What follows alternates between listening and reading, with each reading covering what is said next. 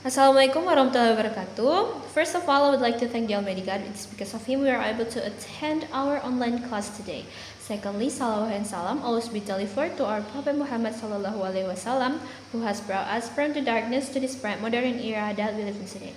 And last but not least, I would like to thank to the lecturer, Ms. Dr. Mikulin Haya SPD MTD, who has given us chance to present our material today, talking about the ethnography of speaking. But before we jump into explanation, I would like to introduce my team first.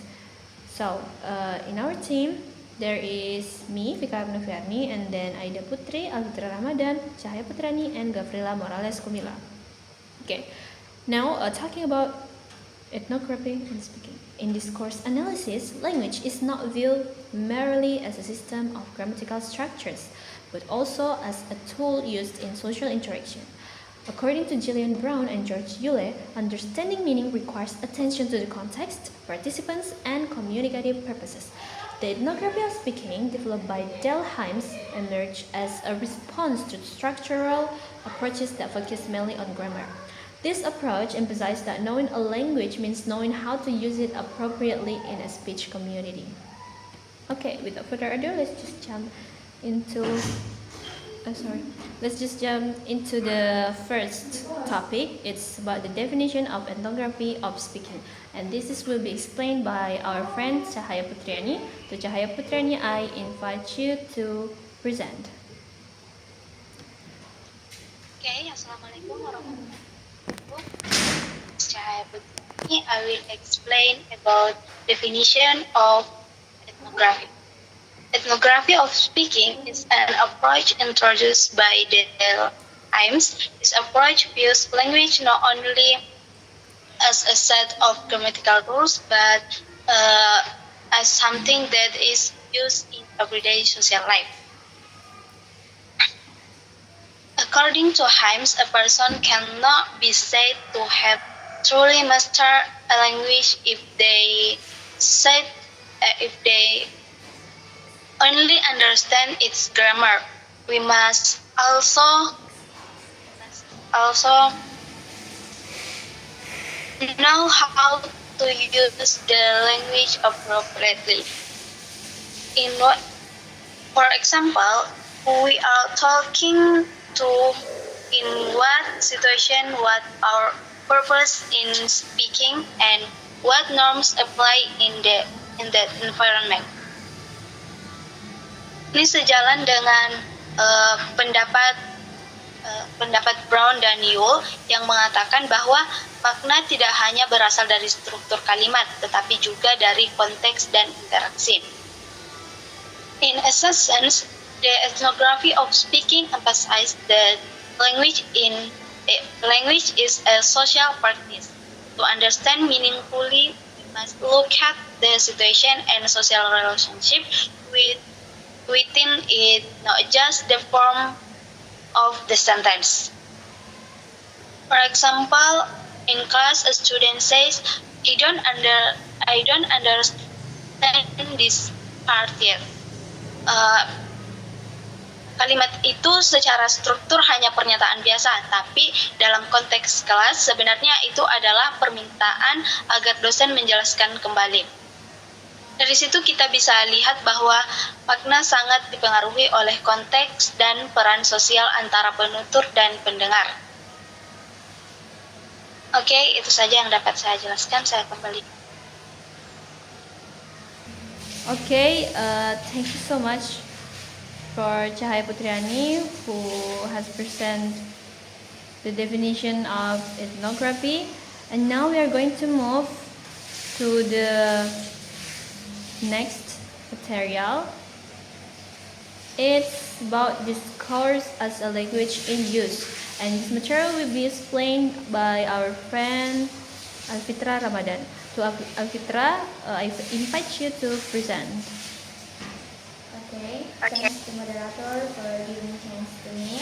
I will explain about discourse as language in use berdasarkan teori dari Brown dan Yule. Menurut Brown dan Yule, discourse analysis tidak hanya mempelajari struktur kalimat secara terpisah, tetapi melihat bahasa sebagai sesuatu yang hidup dan digunakan dalam interaksi yang nyata. Mereka juga menekankan bahwa discourse adalah language in use, yaitu bahasa yang digunakan dalam konteks sosial tertentu. Nah, artinya kita tidak bisa memahami makna hanya dari grammar atau struktur kalimat saja, tetapi kita juga harus melihat dengan siapa kita berbicara, siapa yang berbicara, dalam situasi apa kita berbicara, dan untuk tujuan apa kita berbicara. Karena makna itu tidak berdiri sendiri, tetapi makna itu dibentuk oleh konteks. Nah, Brown dan Yule juga menjelaskan bahwa bahasa selalu memiliki fungsi atau tujuan. Orang berbicara karena ingin melakukan sesuatu atau menyampaikan sesuatu. Nah, adapun beberapa fungsi bahasa, misalnya memberikan informasi, meminta bantuan, mengajak, menolak, meyakinkan orang lain, menunjukkan emosi, atau menjaga hubungan sosial. Nah, jadi fokus discourse analysis bukan lagi hanya apakah kalimat ini benar secara grammar, tapi lebih ke apa yang sedang dilakukan oleh pembicara melalui kalimat itu. Nah, contohnya kalimat it's cold hurt. Nah, secara grammar ini hanya kalimat pernyataan biasa, tapi dalam konteks nyata maknanya bisa berbeda. Maknanya bisa saja permintaan tidak langsung untuk mematikan AC. Nah, jadi struktur kalimatnya sama tapi maknanya berubah tergantung konteksnya. Nah, contoh lainnya itu nice job. Nah, ini bisa saja pujian, tetapi bisa juga ini itu sebuah sarkastik atau bisa berarti kritik. Nah, ini menunjukkan bahwa makna tidak hanya ada di kata-kata, tetapi pada bagaimana dan kapan kata-kata itu atau kalimat itu digunakan. Nah, Brown dan Yule juga menekankan bahwa bahasa adalah bentuk tindakan sosial. Artinya, saat kita berbicara, kita sebenarnya sedang melakukan sesuatu. Misalnya, meminta, mengkritik, mengajak, menolak, mengancam, ataupun mempengaruhi orang lain. Nah, jadi bahasa bukan hanya sistem simbol, tapi alat untuk berinteraksi dalam masyarakat. Nah, jadi discourse as language in use menekankan bahwa bahasa harus dianalisis, fungsi dan konteks penggunaannya. Makna tidak hanya berada pada struktur kalimat, tetapi dibentuk melalui interaksi sosial. Karena itu, discourse analysis tidak hanya mempelajari grammar, tetapi juga mempelajari bagaimana bahasa bekerja dalam kehidupan nyata. Nah, sekian dari saya kembalikan ke moderator. Okay, thank you so much for an amazing explanation from Alfitra Ramadan. And now we move to the next topic. So, ya teman-teman, tadi sudah dijelaskan ya oleh Alfitra Ramadan terkait betapa pentingnya konteks dalam suatu percakapan. And now I'm going to explain the role of context in interpretation. Apa sih peran konteks di dalam sebuah interpretasi? Well, discourse interpretation involves inferencing. The listener uses contextual clues and shared knowledge to understand the speaker intention. Nah, intinya adalah ethnography. The konteks yang dimaksud ini adalah bagaimana kita menginterpretasi wacana dengan menggunakan inversi berdasarkan konteks, bukan hanya dari makna gramatikal. Nah, adapun pandangan dari Brown Yule terkait ini, ada bagian utama dari konteks. Yang pertama, elemen pertama itu ada konteks. Nah, it means seperti materi linguistik terkait yang ada di sekitar. Contoh pada teks misalnya ada sebuah wacana atau teks. Nah, kalimat sebelumnya itu mereka sedang membahas tentang AC. Kemudian di kalimat selanjutnya ada yang mengatakan it's cold here. Dingin di sini. Nah, itu bisa jadi maknanya sudah jelas sebagai keluhan karena dia kedinginan atau permintaan untuk menutup AC, karena kan tadi di sebelumnya sudah ada konteksnya bahwa mereka tuh sedang membahas tentang AC. Nah, kemudian yang kedua ada context of situation. Context of situation ini lebih ke pengaturan fisik dan sosial, berada di situasi nyata seperti di kelas. Semisal di kelas ada jendela yang terbuka di dalam ruang kelas. Nah, kemudian ada yang mengatakan it's cold here, berarti itu menyiratkan permintaan untuk menutup jendela karena dia merasa dingin. Dan yang ketiga ada shared knowledge. Shared knowledge ini maknanya adalah asumsi bersama antara pembicara dan pendengar. Seperti pengetahuan bersama lah istilahnya. Semisal di salah satu temannya ini mengatakan it's cold in here. Nah, mereka berdua sama-sama tahu bahwa AC-nya nyala dan ada tombol AC. Nah, secara tidak langsung itu kayak mereka mengisyaratkan ke temannya untuk ada instruksi yang secara tidak langsung yang mengharuskan untuk yang menggerakkan untuk mematikan AC-nya. Seperti itu. Nah, singkatnya seperti ini. Kalau di CO teksnya tadi dia membahas AC rusak, itu AC rusak? AC-nya nyala terus dia dingin, dia mengeluh kedinginan. Kemudian di konteks di jendela yang terbuka tadi itu bisa dipahami sebagai permintaan untuk menutup jendela. Kemudian yang pada bagian terakhir shared knowledge itu kita tahu bahwa ada remote AC itu sebagai perintah secara halus, instruksi secara halus untuk mematikan AC menggunakan remote. Seperti itu teman-teman. Jadi kesimpulannya kita bisa memahami kan betapa konteks itu sangat penting di dalam komunikasi karena itu membuat maknanya lebih hidup. Nah, dalam pengajaran bahasa ini kita harus belajar terkait konteks ini biar komunikatif kompetensi kita lengkap.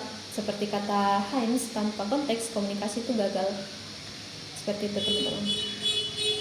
Nah, I think that's enough terkait role of context interpretation. Kemudian selanjutnya, next topic it's about speech community and social norms. Speech community and social norms. This material will be explained by our friend Gavrila Morales Kumila. To Gavrila, I invite you to present. Baik, terima kasih kepada pemateri sebelumnya yang sudah memaparkan materinya. Di sini saya Gavrila Morales Kumila akan memaparkan materi saya, yaitu speech community dan norma sosial.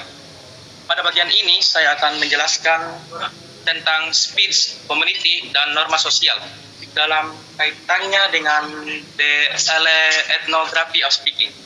Pertama-tama, apa sih itu speech community? Speech community merujuk pada sekelompok orang yang memiliki bahasa yang sama serta memiliki aturan atau norma yang sama tentang bagaimana bahasa tersebut digunakan.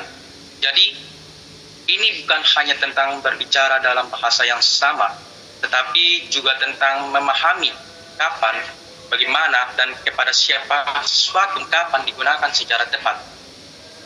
Menurut Delhaimes, mengetahui suatu bahasa berarti memiliki kompetensi komunikatif. Artinya, seseorang tidak hanya harus memahami tata bahasa, tetapi juga harus memahami bagaimana menggunakan bahasa secara tepat dalam berbagai konteks sosial. Di dalam speech community terdapat juga norma sosial yang dimana mengatur komunikasi. Norma-norma ini mempengaruhi cara orang yang berbicara tergantung pada faktor seperti faktor status, kekuasaan, usia, dan tingkat keakrabannya. Sebagai contoh, bisa kita ambil dalam konteks akademik, yang dimana di dalam sebuah ruang kelas, mahasiswa diharapkan berbicara dengan sopan kepada dosen. Mereka biasanya menunggu izin sebelum berbicara dan menggunakan ungkapannya yang hormat. Jika mahasiswa tersebut tiba-tiba memotong pembicaraan dosen, Kalimat yang diucapkan mungkin benar secara tata bahasa, tetapi tidak pantas secara sosial. Hal ini tersebut menunjukkan bahwa komunikasi tidak hanya dinilai dari segi tata bahasa, tetapi juga dari norma sosial. Gagasan ini juga didukung oleh Brown and Yule, yang dimana dijelaskan bahwa analisis wacana harus mempertimbangkan hubungan sosial antara para partisipan. Relasi kekuasaan dan peran institusional mempengaruhi bagaimana ujaran diproduksi dan ditafsirkan. Contoh lain yang bisa kita ambil itu bisa dapat dilihat dari percakapan sehari-hari. Pada saat ketika kita berbicara dengan teman dekat kita, orang cenderung menggunakan bahasa yang lebih santai dan formal. Namun ketika berbicara dengan guru, orang tua, atau orang yang lebih tua, mereka biasanya menggunakan ungkapan yang lebih sopan dan formal. Perbedaan ini juga terjadi karena setiap interaksi mengikuti harapan sosial tertentu dalam suatu speech community. Oleh karena itu, makna tidak bersifat netral, maka dibentuk oleh struktur sosial. Bahasa tersebut bukan hanya dari sistem aturan, tetapi juga merupakan bentuk tindakan sosial. Sebagai kesimpulannya, yang mana konsep speech community dan normal sosial ini menunjukkan bahwa komunikasi yang berhasil tidak hanya membutuhkan kecepatan, tetapi juga kesesuaian sosial. Inilah mengapa the ethnographic speaking menekankan bahasa harus selalu dianalisis dalam konteks sosial dan budaya. Baik, terima kasih sekali lagi. Di sini saya akan melanjutkan materi saya, yaitu materi speech situation, speech event, dan speech arts. Speech situation, speech event, dan speech arts merupakan 3 konsep penting dalam pendekatan etnografi berbicara yang dikembangkan oleh Delheimus. Ketiga konsep ini membantu kita memahami bagaimana komunikasi dianalisis pada tingkat yang berbeda. Speech situation merujuk pada konteks sosial umum tempat komunikasi terjadi. Ini adalah situasi besar atau latar sosial yang melingkupi percakapan. Misalnya diskusi di ruang kelas, upacara pernikahan, rapat organisasi, atau percakapan santai di kafe. Situasi ini juga menentukan suasana, peran partisipan, serta aturan umum dalam berkomunikasi.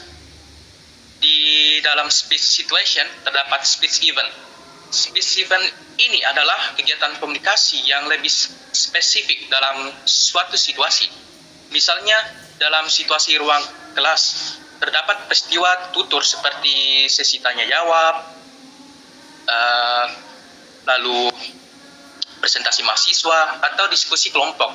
Jadi event ini adalah aktivitas komunikatif tertentu yang memiliki tujuan yang jelas.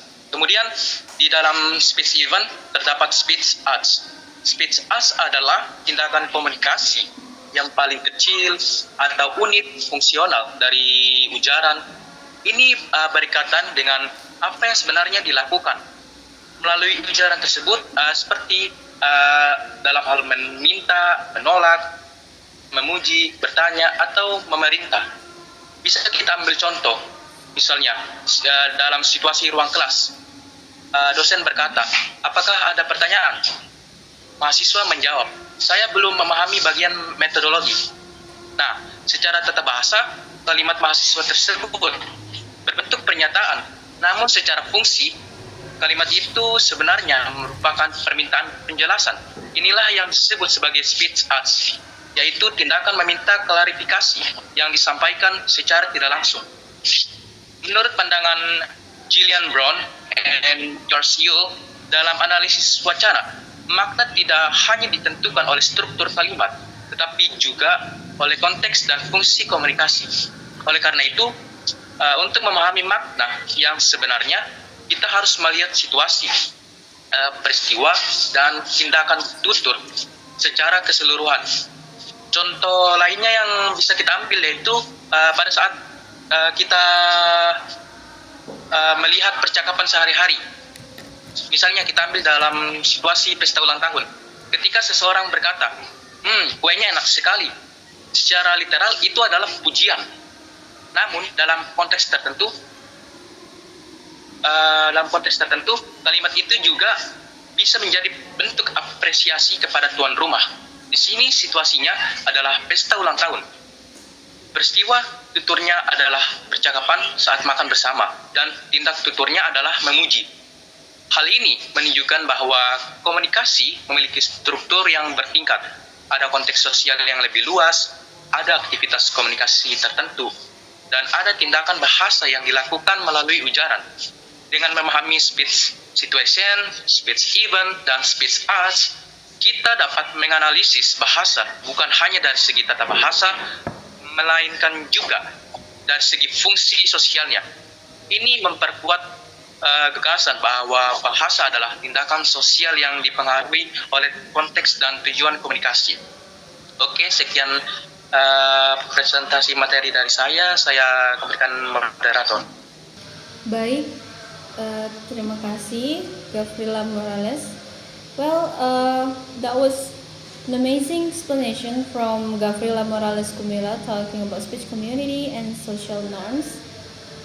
Nah, sekarang kita ke application of speaking model. Well,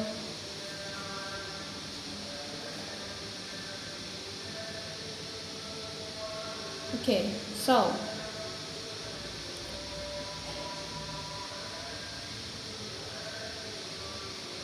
talking about application of speaking models. Nah, maksudnya adalah ulang deh.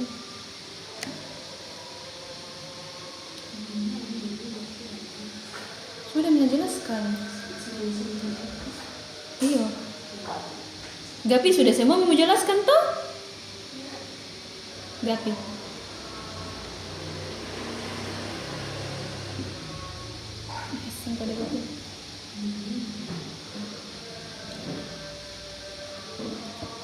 Okay, so our next material is talking about application of speaking models. So, there is a speaking models that proposed by Dale Hymes.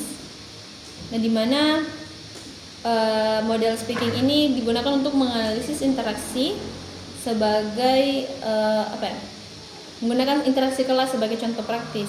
Nah, speaking ini adalah akronim dari S for setting, P for participants, E for ends, A for act sequence, K for key, I for instrumentalities and for nouns, and G for genre. Setting maksudnya adalah seperti tempat atau waktu. Kemudian P, participants itu menyangkut siapa saja dalam percakapan. Kemudian ends itu maknanya tujuan. And then tujuan percakapannya itu untuk apa. Kemudian X sequence-nya itu urutannya gimana. And then key atau nada bicaranya seperti apa. Instrumentalities, alat atau bahasa yang digunakan itu bahasa yang bagaimana. Kemudian ada norms, aturan, norma dalam berkomunikasi. Dan yang terakhir ada jenis, genre, jenis. Ini mereka komunikasinya untuk apa. Nah, for example, kita pakai contoh yang di ruangan kelas.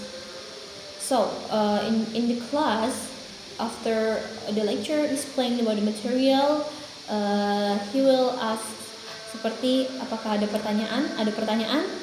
Nah, dosennya bertanya, kemudian mahasiswanya menjawab, saya Pak, saya kurang paham pada bagian metodologi. Nah, kemudian si dosennya ini bilang, oke, mari kita bedah teori. Oke, mari kita bedah. Kocak, enggak. Nah, oke. Nah, dari sepenggal percakapan tadi, mari kita bedah pakai metode speaking tadi. Nah, setting. Tadi setting adalah tempat atau waktu. Nah, tempat percakapannya ini di mana? Di ruang kelas. Oke, kemudian participants, siapa saja yang terlibat dalam percakapan ini? Ada dosen dan mahasiswa. Kemudian ends atau tujuan. Tujuannya percakapan ini apa? Dosen bertanya ini untuk apa tadi? Nah, untuk klarifikasi materi, apakah mahasiswanya masih ada pertanyaan atau sudah paham dengan semua materinya. Kemudian selanjutnya art sequence, urutannya. Gimana sih urutannya tadi percakapan ini? Pertama, si dosennya nanya, ada pertanyaan, itu urutan pertama, dosennya bertanya. Kemudian yang kedua, mahasiswa menjawab, saya sir, saya pak, saya kurang paham pada bagian metodologi. Itu mahasiswanya menjawab. Nah, setelah mahasiswanya menjawab, kemudian dosennya menjelaskanlah apa itu metodologi. Jadi art sequence-nya tanya, jawab, jelaskan. Nah, kemudian yang selanjutnya key, nada. Gimana sih nada bicaranya ini? Apakah santai atau tegang? Dan karena ini di dalam kelas, otomatis nada yang digunakan itu harusnya formal dan hormat, karena ini komunikasi antara dosen dan mahasiswa. Kemudian selanjutnya instrumentalities atau bahasa.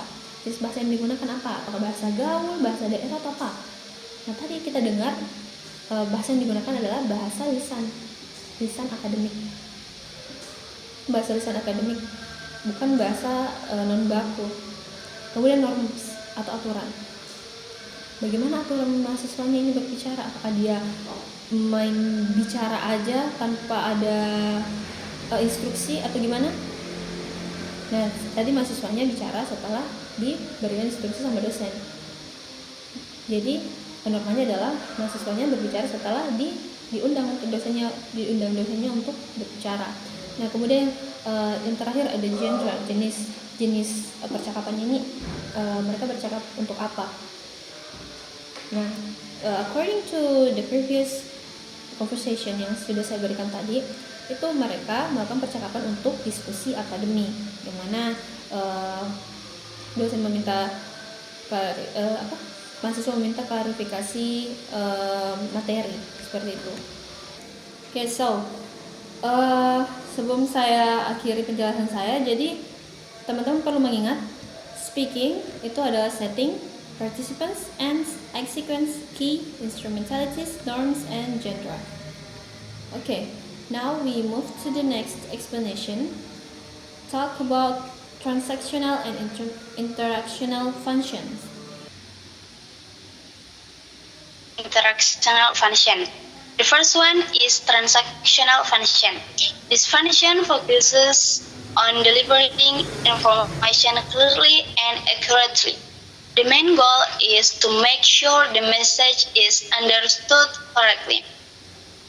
For example, the meeting will start at 10 a.m.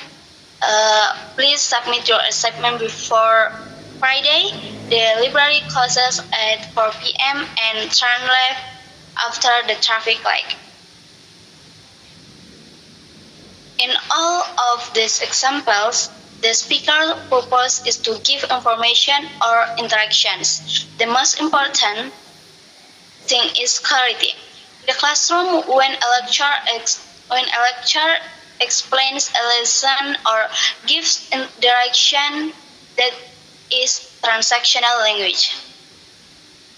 The second one is interactional function.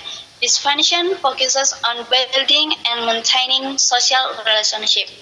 The goal is not mainly to give important information, but to create politeness, friendliness, and social harmony. For example, how are you today?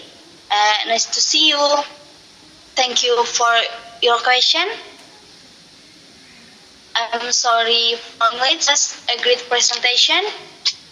When someone says how are you, biasanya tidak benar-benar menanyakan kabar, tapi itu untuk sapaan supaya hubungan tetap baik. In real communication, both function often appear together.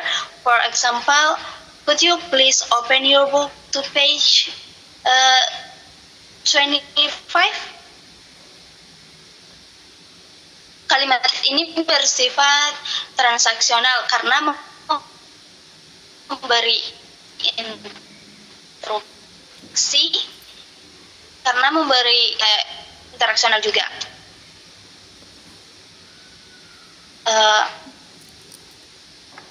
Contohnya juga itu, thank you for coming today. We will start the meeting now.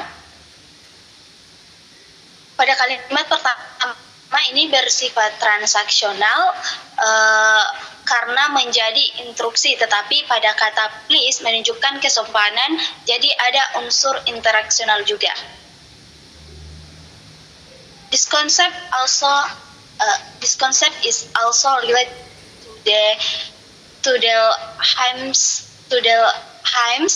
idea in the ethnography of speaking, which emphasizes that language is not only about grammar, but also about using language appropriately in social and cultural context. Jadi kesimpulannya, bahasa memiliki dua fungsi utama, yaitu menyampaikan informasi dan menjaga hubungan sesama sosial. Keduanya sama-sama penting dan sering digunakan dalam komunikasi sehari-hari. Oke, itu saja yang dapat saya sampaikan. Saya kembalikan ke moderator. Okay, well, thank you so much for the nice explanation from Cahaya Putrani, talking about transactional and interactional functions. And now we are going to move to the last material today. It's about theoretical implication based on Brown and Euler, and this will be explained by our friend Aida Putri. So Aida Putri, I invite you to present.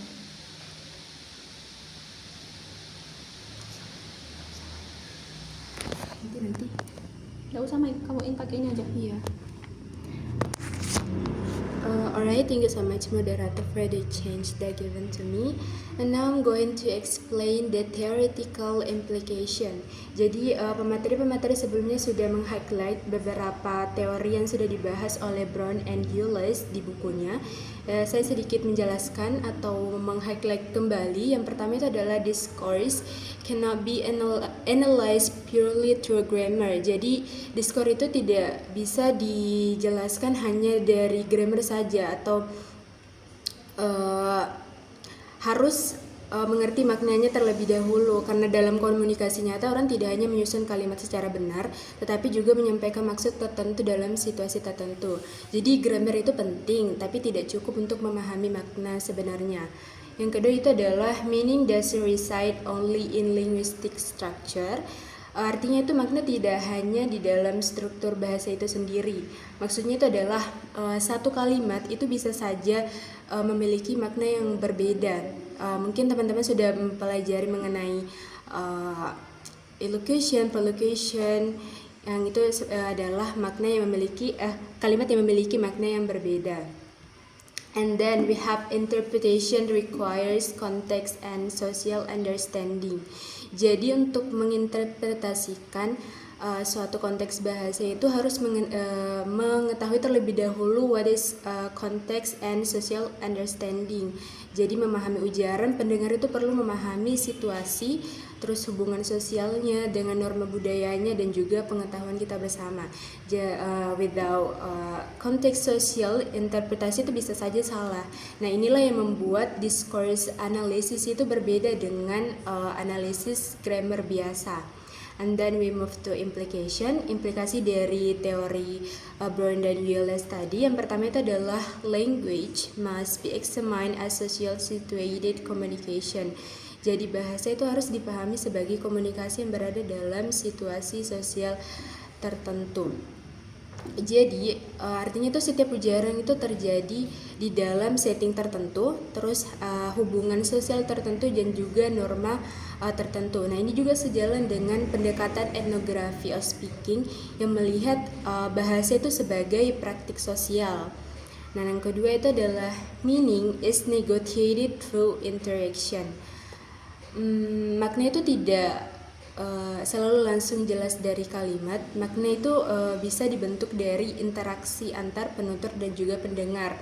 Nah, di dalam interaksi itu ada clarification, terus memperbaiki, lalu menafsirkan ulang. Jadi makna itu terbentuk dari hasil negosiasi sosial. Dan yang terakhir itu adalah social norms and cultural expectations shape discourse. Nah, maksudnya itu adalah norma sosial dan juga cultural itu membentuk discourse. Nah, contohnya itu adalah cara berbicara dengan dosen dan teman itu pasti ada perbedaan. Terus cara berbicara dalam rapat dengan di rumah juga tuh pasti ada perbedaan. Itu namanya adalah norma dan juga cultural. Terus norma sosial dan budaya itu mempengaruhi dari gaya bahasa, nada, pilihan kata, bahkan kapan kita boleh berbicara. Nah, ini sangat sejalan dengan konsep speech community dalam etnografi of speaking. Nah, itu beberapa implikasi dari teori Brown dan Yules. Mungkin itu saja yang bisa saya jelaskan. Saya kembalikan ke moderator. Okay, thank you so much for the nice explanation from Maida Putri, and that was the last material that we have present today. As a conclusion that we can get from all of our material today is the ethnography of speaking views language as a socially situated communication. In line with Gillian Brown and George Yule, discourse is not simply a set of grammatical sentences, but language in use that is interpreted with a particular context. Meaning is constructed through interaction between speaker and hearer, and it's influenced by setting, participants' role, shared knowledge, and cultural norms. The concept of communicative competence proposed by Delheim shows that effective communication requires not only grammatical correctness but also social appropriateness. Therefore, understanding discourse requires integrating linguistic structure with contextual and social analysis. So, thank you so much for paying attention to our presentations today. For the next sessions, this discussion, we are going to continue on the classroom. So before I close this presentations here today, I would like to thank to all the friends for paying attention to watch our explanation till the end. I hope we all can understand our material today. I'm Fikar Mefiarni as a moderator.